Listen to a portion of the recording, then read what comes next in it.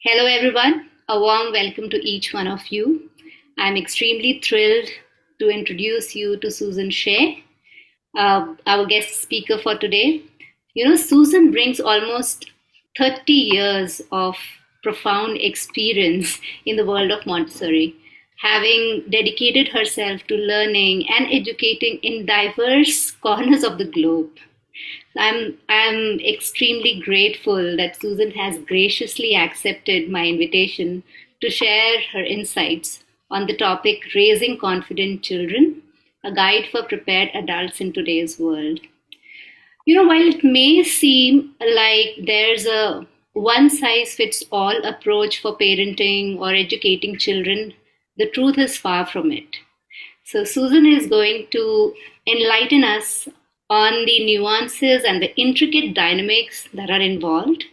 And she, greatly emphasizes that the fact that to raise children successfully, we must first elevate ourselves. Isn't it, Susan?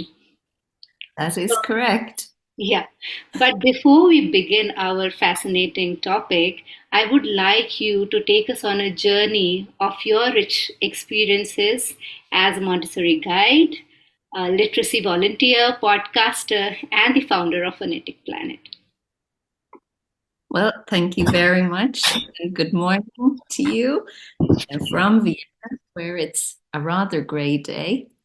My name, as you know, is Susan Shea, and I grew up in the city of Dublin, Ireland, and I attended university where I had a bachelor's in music. And I had a sense of who I was at the age of 20, but like many 20-year-olds, I was not fully sure where I was going to go in life. And by a complete accident, I discovered a paper that a student at my university had written about Maria Montessori. I had never actually heard of her. Um, I went home and pondered a bit on, could it really be true that schools could exist where children did not have to be obedient to an adult and sit as I had to do Allora, throughout per the seconda school? serata, again, And I decided that as an aunt of some very young children whom I loved very dearly, that I might like to investigate more about Montessori education. And so I took the AMI training, which I discovered was not too far from where I lived in Dublin, and had a most illuminating year. Uh, a luxurious year, I feel. We attended class full time for 9 months in those days, and we took our notes by hand because all Montessori educators, as they are learning, they must type up their own albums. We create our own textbooks based on observing our teachers. And so, with a pencil or a pen, I wrote every one of those albums, thousands and thousands of words, and also had to draw my pictures by hand. I'm sure things are a little more modernized nowadays, but I enjoyed it. I thought it was very process oriented, and all of these things connect to the way that our own children learn in school. I think process being the more important goal over product, especially at the ages of between 3 and 6. So from Dublin, I moved to Rochester, New York, having basically stuck a pin in a map, having no idea where I was going. There was no internet. I couldn't really research much about it. I worked in a very lovely suburban school there for 3 to 4 years, mostly as classroom directress, but also functioning as a music teacher. And through that, I got to interact with older children as well as my own age group.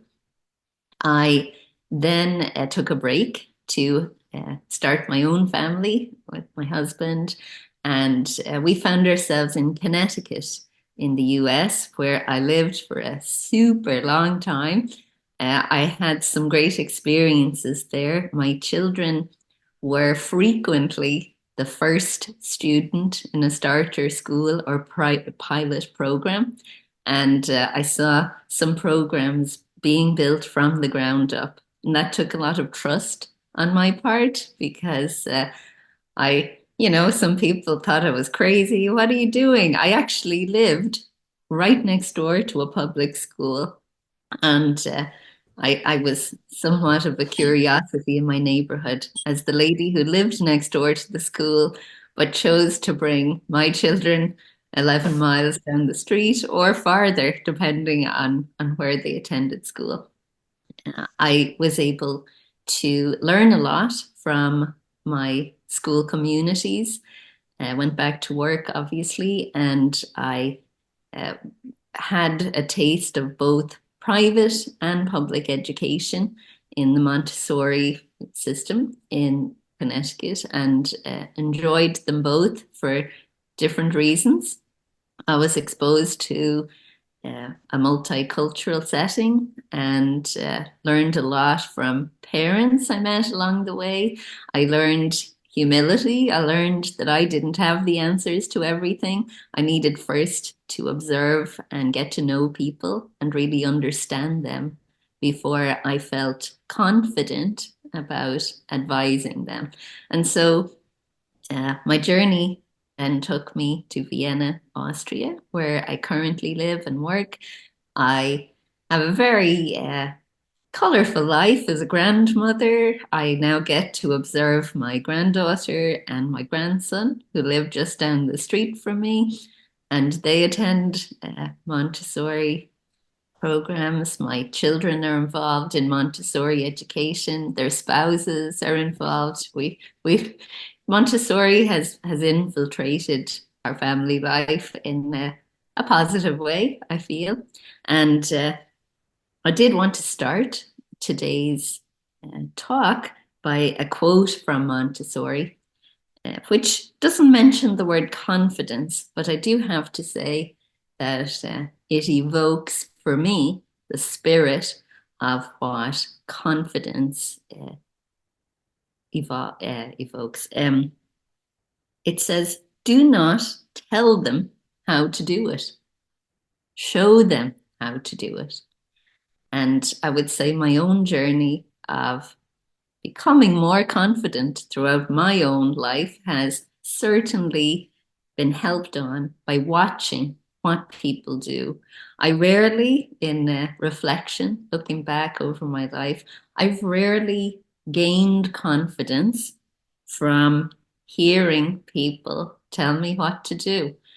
Maybe it's my Irish personality. I don't know. I feel like all of us as humans, we welcome advice, but advice must be very delicately and very deliberately given. Our words need to be chosen very carefully, whether we are working as educators or as parents.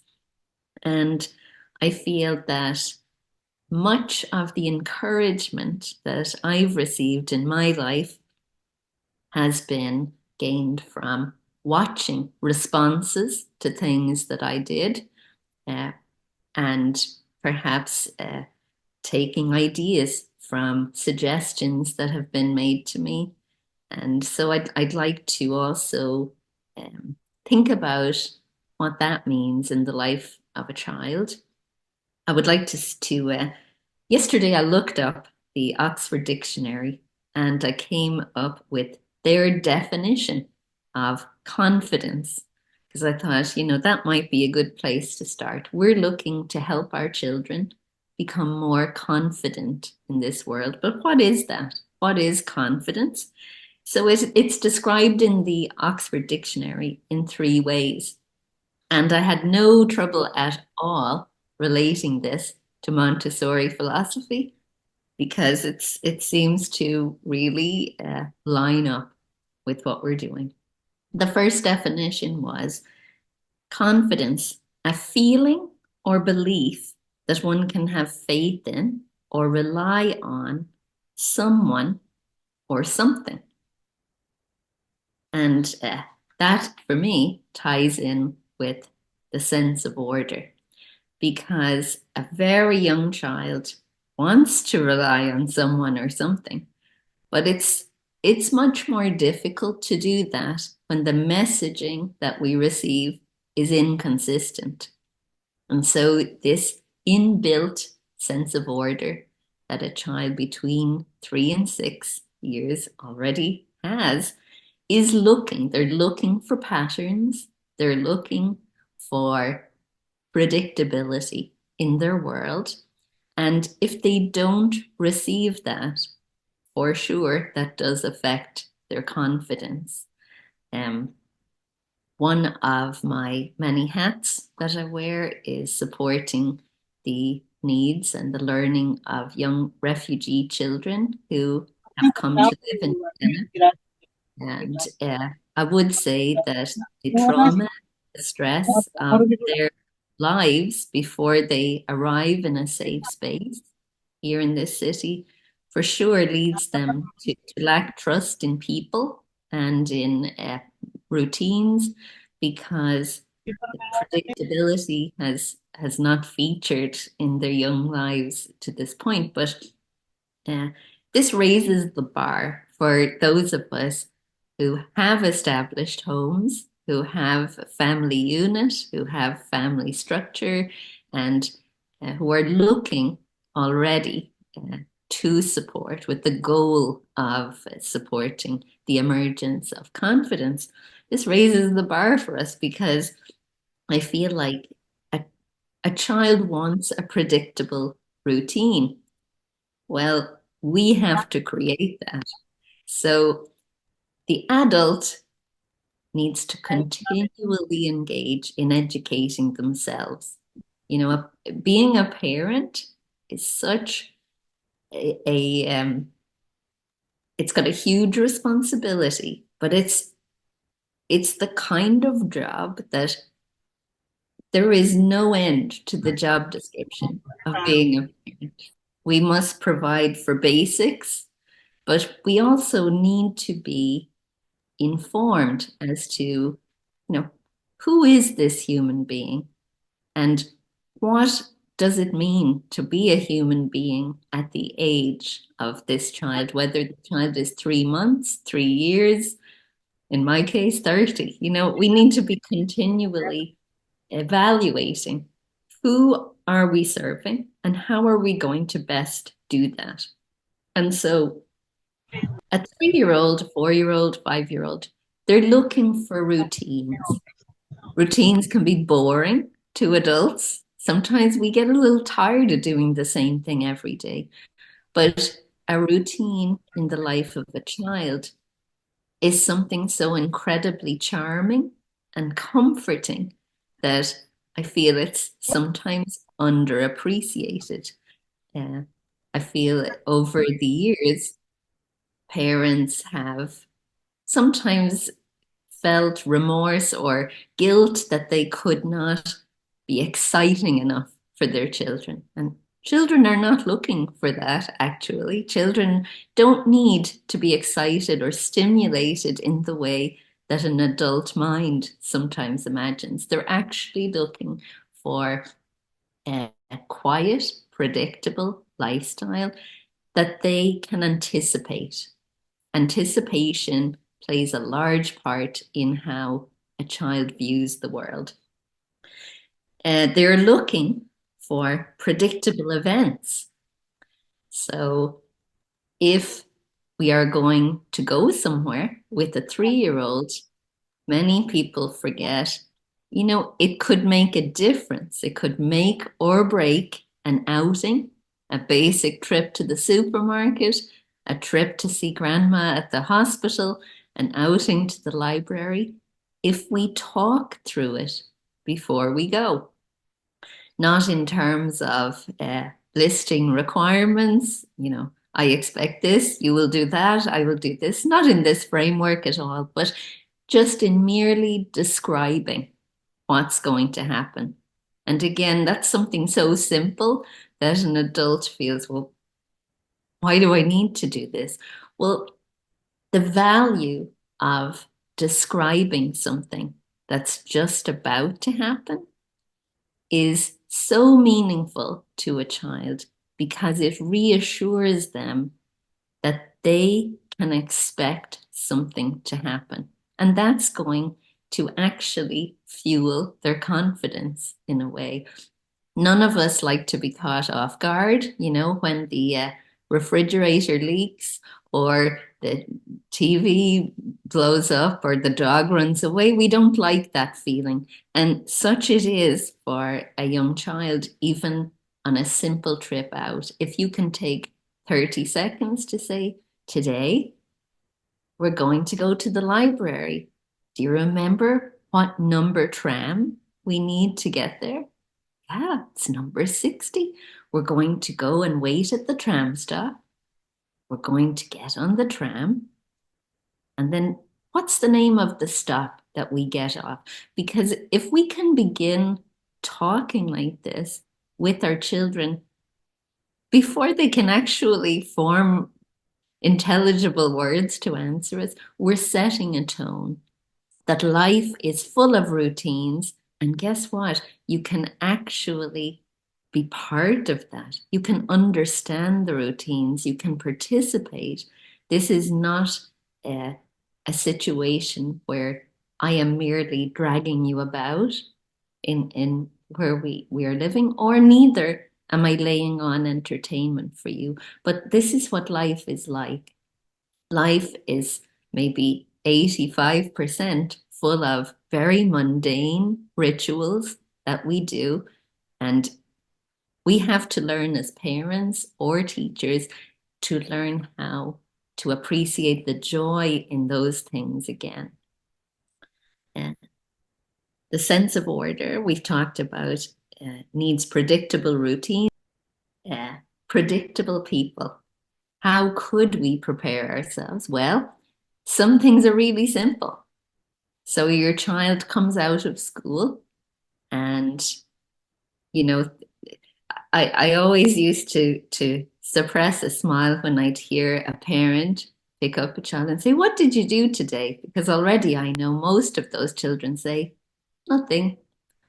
And, we've talked about this at numerous parent meetings over the years, but you could say, "How was your day today? Did you see anything interesting?"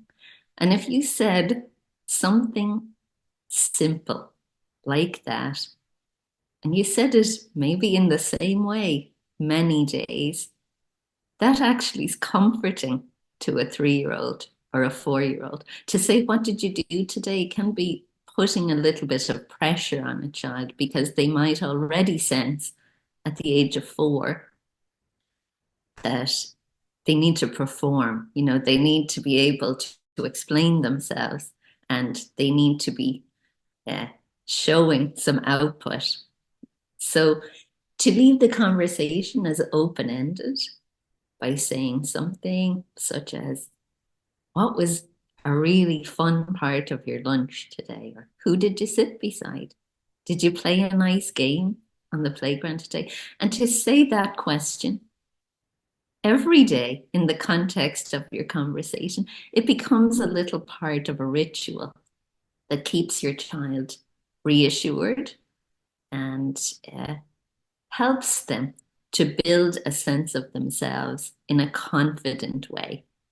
So everything that I've mentioned so far rarely involves words. It's really your energy that you are conveying to your child, that you are something constant, you are predictable to them, you are offering them security in a way. And all of these things actually promote confidence in a way that's so much better than empty words. Again, I'm coming back to that original Montessori quote: "Do not tell them how to do it. Show them how to do it." Now, the next definition from the dictionary was confidence, the state of feeling certain about the truth of something, the state of feeling certain about the truth of something. I've been reading for my personal ongoing learning a lot about phenomenology. It was admittedly a new word to me until this was brought up in a conversation with a friend of mine. And I said, that's a nice word. Can you explain that to me? They were reading a book that's recently published by MIT Press on phenomenology. And they said to me, well, if I could describe it to you in one phrase, it would be the experience of the experience. And right off, I said, okay, this totally aligns with what we are trying to do as adults to help children grow and develop. And Montessori being a hands-on approach in which, again, the less words that we use, the better. I thought experience lies at the heart of much of our emerging confidence as a child. Repetition, repetition of experience. What can that do? So, in my recent reading of phenomenology, they use an example of a child seeing something. And when a child sees something for the first time, it's supremely arresting to their attention, something new. Even for us, when we see something that we've never seen, or, we're caught.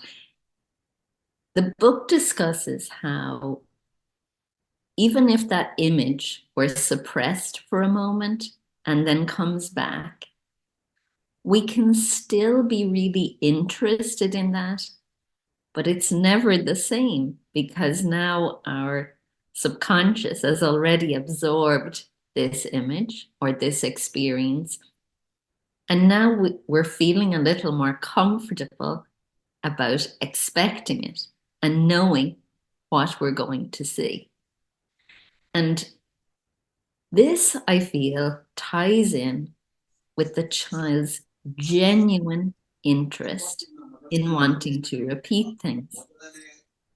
So that how this looks in a classroom might be somebody chooses to do the same work every morning. I mean, I still see this after 30 years. I could imagine right now in the classroom in which I'm currently working, several children come in the morning and choose the very same activity for days, for weeks. Maybe some days they do it 12 times. Some days they do it one time. Some days they do it 3 times. And I think, is that now just, is that just soothing? Is that part of the picture? I'm here in my school. I had to say goodbye to my dad at the door, or my mom, or my babysitter. And I have a relationship with this object because I love it. I love my pink tower. I love the jug with the beans. I'm just going to sit here and connect in this very profound way with something I love because I have a relationship with it. Adults, even in schools, can become a little frustrated by that. Come on now. I taught you I mean, we see all sorts of things as we're working. I gave you the lesson on multiplication yesterday. Why don't you go and take that out? Because you're 5 now, and this is a mistake for an educator. And in the home, it might also be a mistake. Put this away because your little sister needs that right now, and this is more for her age. You're a big boy now. Why don't you go and whatever? We can dismiss this connection simply because we're just not looking and we don't see or appreciate what is in front of our eyes. So to be sure, if there is a child sitting in front of a table in school, and now the beans are getting bing, somewhere, okay, now I can see the relationship, the connection has diminished. And so I can diplomatically redirect a child like that. But after all these years in a classroom, I do feel that if we look before we intervene, we really need to look and see what is it that this child is doing and why before we interrupt. Because interrupting that kind of a connectedness, is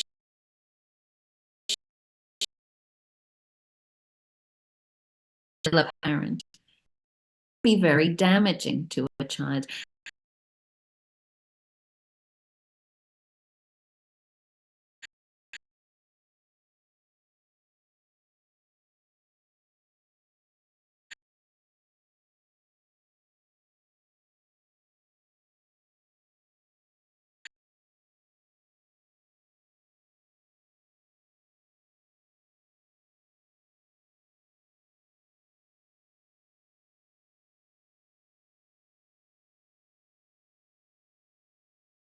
That does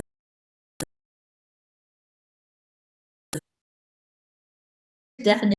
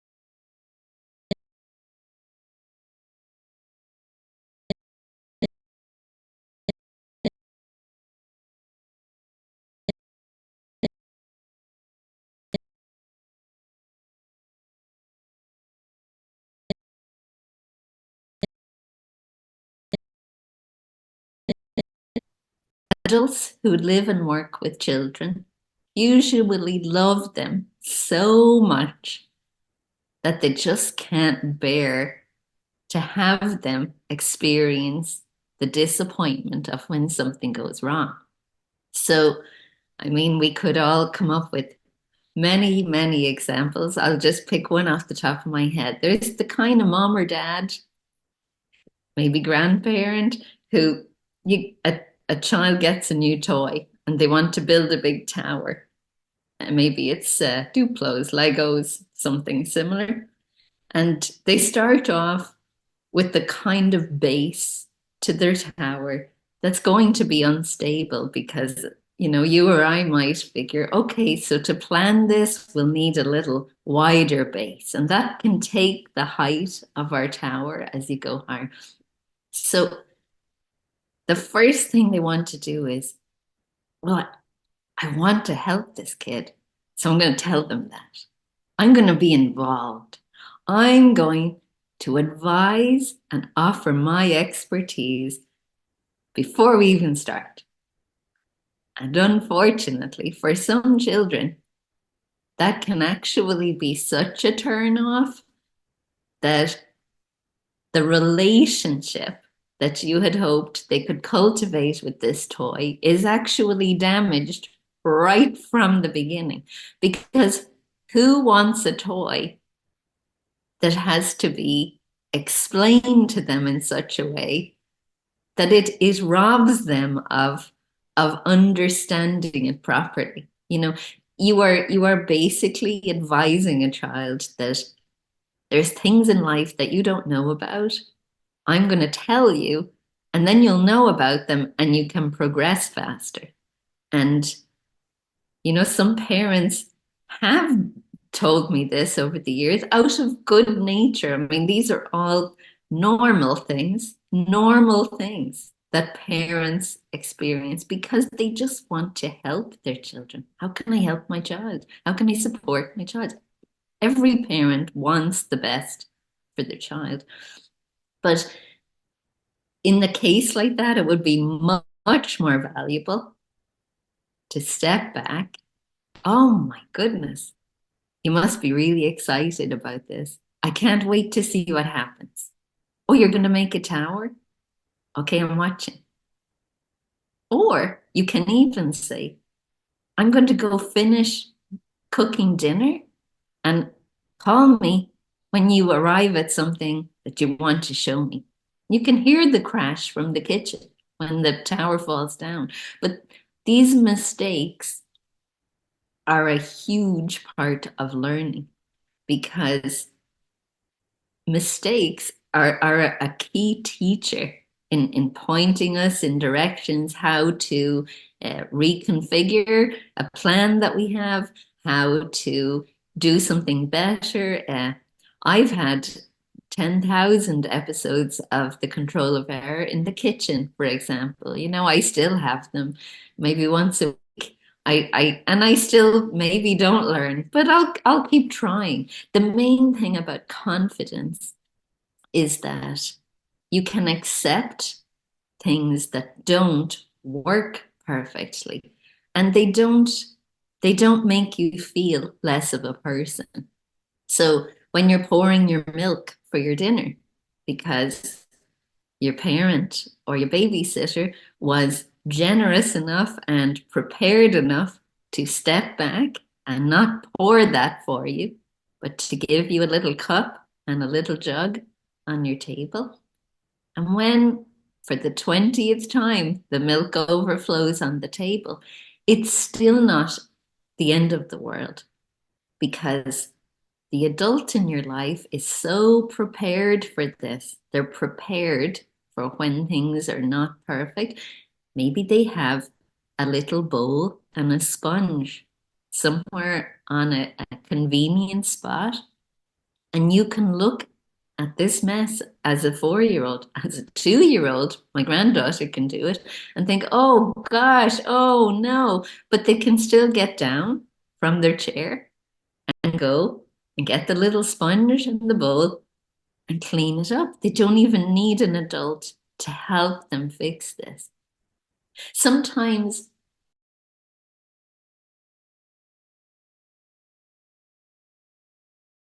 it takes a lot longer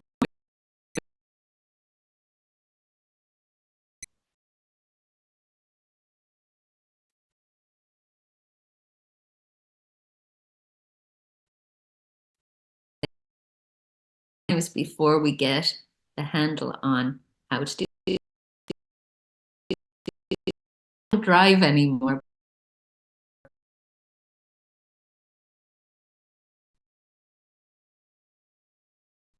Of thing.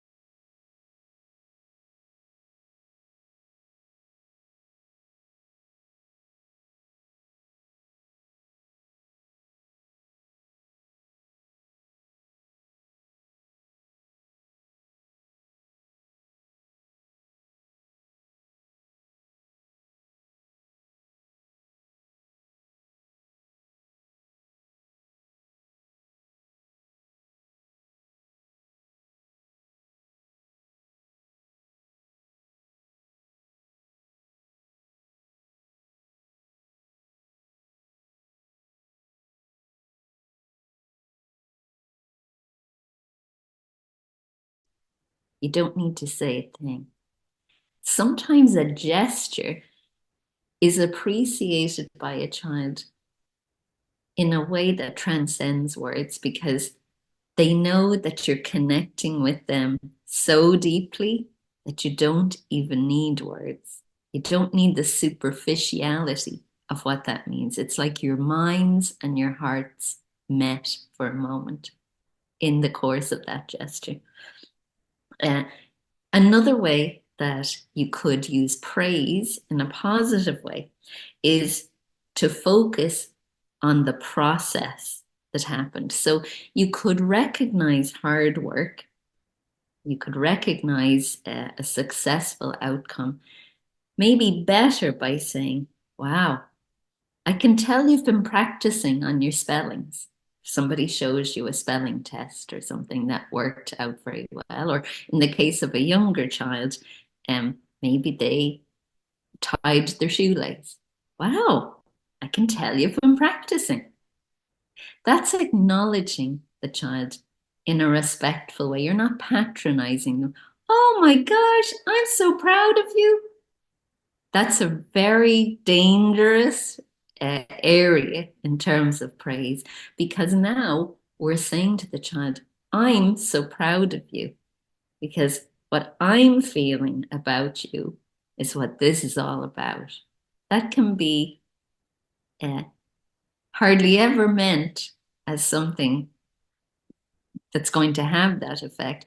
But to a child that's really at a place where they're thinking and evaluating about themselves in the context of a family or a learning community, that can be very patronizing in how it sounds. And it can therefore make a child feel demeaned, actually. You're so proud of me. Okay. Now, if you were to say, I can see that, whatever, they can tell by the energy you're transmitting. It's not that we want to avoid the word proud. There are occasions where we can use that in an intimate conversation with the child.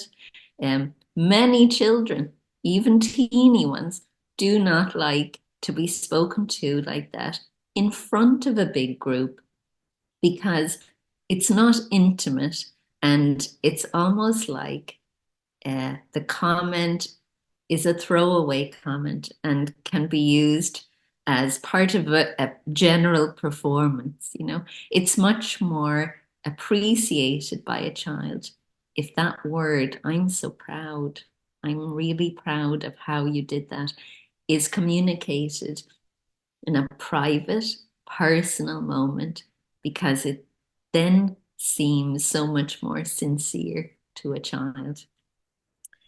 Uh, Praise, you can encourage pro-social behavior. That's a great reason to bestow praise on a child. You know, when your teammate fell down there and you took a minute to pick him up, that was my favorite part of the soccer game. You're such a kind-hearted person. That's that kind of praise. Really, wow. You know, because when praise is confined to academic success or success that occurs at the risk of somebody else's disappointment or failure, a child can read into that the things that matter in life are only achievements and not who we are as a whole person. And bearing in mind the topic of confidence, well, if you're basing yourself on achievements, your confidence is continually going to be in danger because one day things aren't going to go right. One day somebody's going to beat you at the spelling bee. One day your math homework, you got off to a funny start and it didn't work out. And so your sense of achievement being tied to confidence, when you fail, you suffer. You feel less of a person because of that. So the confidence that a child wants to experience is really self-love, self-esteem. I have so much power within me to express my humanity. These are things that are worthy of praise because they they turn into an ever-growing seed that is confidence. Um, Parents need to communicate.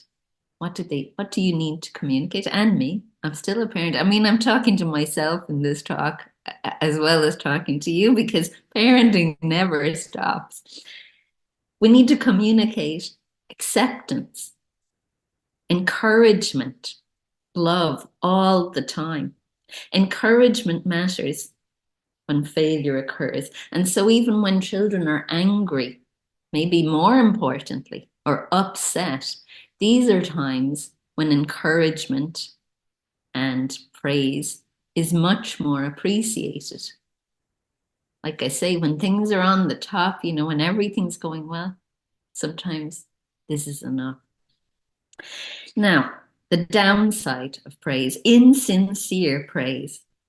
I was rereading some favorite sources that I like to refer to, and it reminded me that a child as young as 4 years old can detect insincerity in an adult. I mean, I've got a granddaughter much younger than that, and I can assure you I'm going to go with a younger age because children watch us all the time. They have to. They are hardwired to do this. They are born into a strange world and they are looking at us for navigation purposes. How does this work? How are they dealing with it? Okay, that's what I need to do. Insincere praise. So if something is superficial, not necessary, or insincere, a 4-year-old or younger might think that an adult feels sorry for them. That's kind of a yucky feeling. I don't want that. That's not empowering to me. Now I feel like a dope. Children might perceive this as adult manipulation. Children might feel that they're not understood. All of these are damaging to confidence. Extreme, over the top praise. So I've been at some events in my life as a parent, as an educator, even going back in my own youth, competitions for one example. There's always some parent up in the back, come on, shouting a little bit over the top. Children might feel pressured to maintain an impossible standard. Many times parents are like, but won't they love to hear their mom or their dad shouting out? Actually, that's pressure. Because what happens the next time when they don't get the ball or they don't get, that's a big pressure. Children might avoid future risks. So if you're kind of feeling pressured that everything has to be perfect or you have to be the best, now it's turning into you're inhibited because it's going to affect your mindset. Well, my family are expecting me. They really want this is going to make them happy if we have the best outcome. But I can't do that because that mightn't work. And I can't do that because that I need to play it safe. This actually inhibits their development because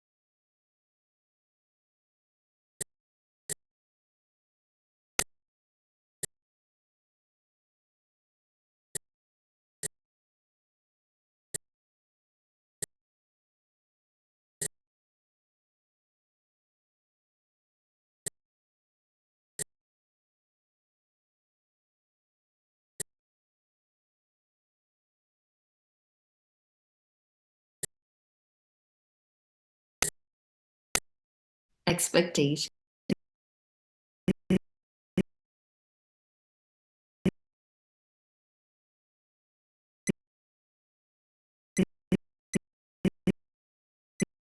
He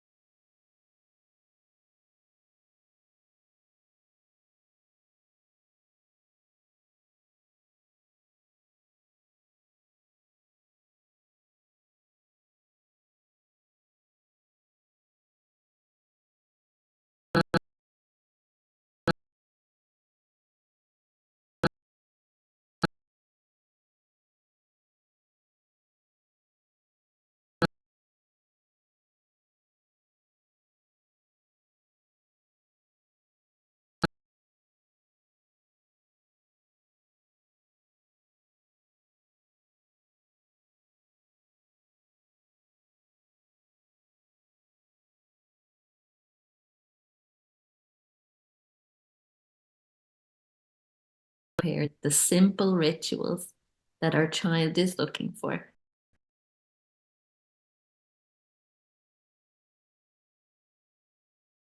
upon which confidence is built.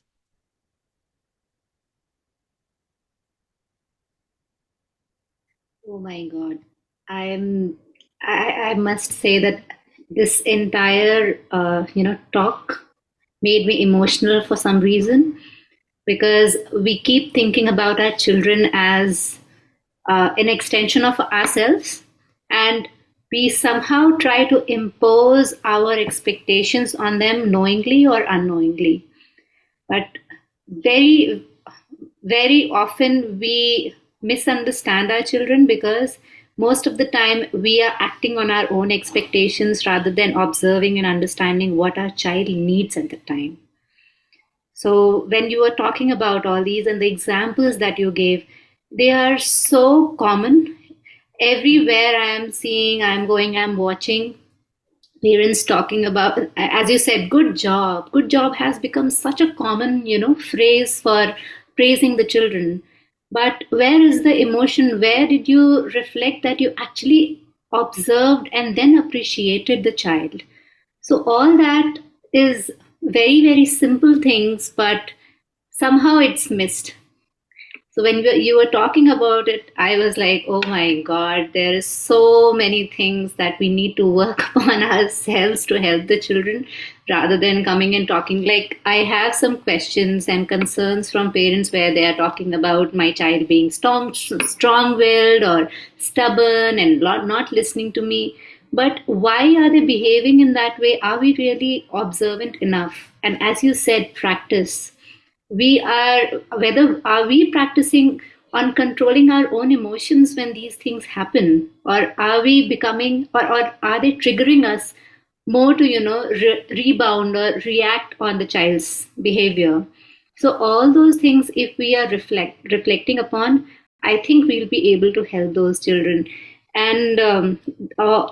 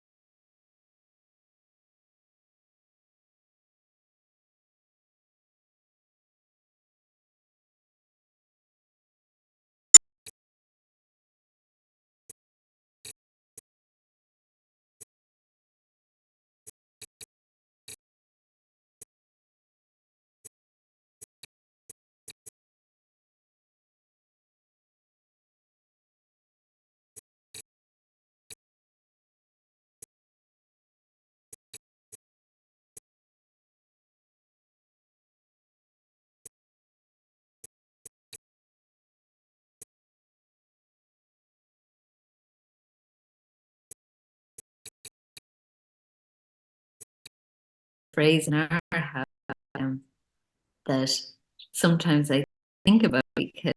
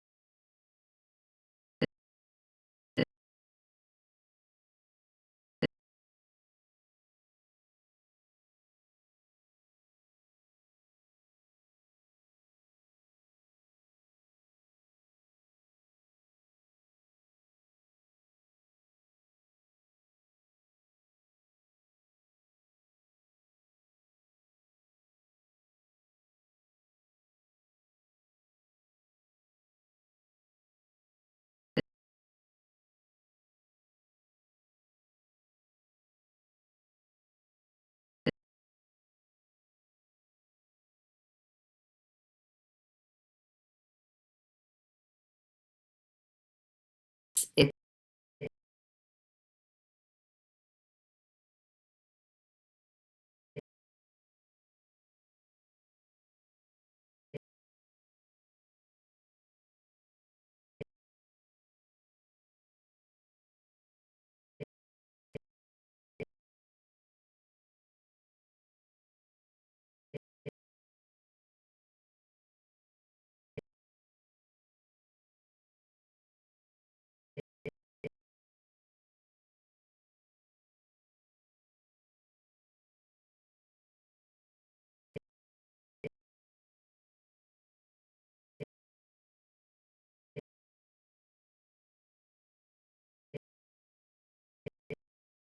creates a problem.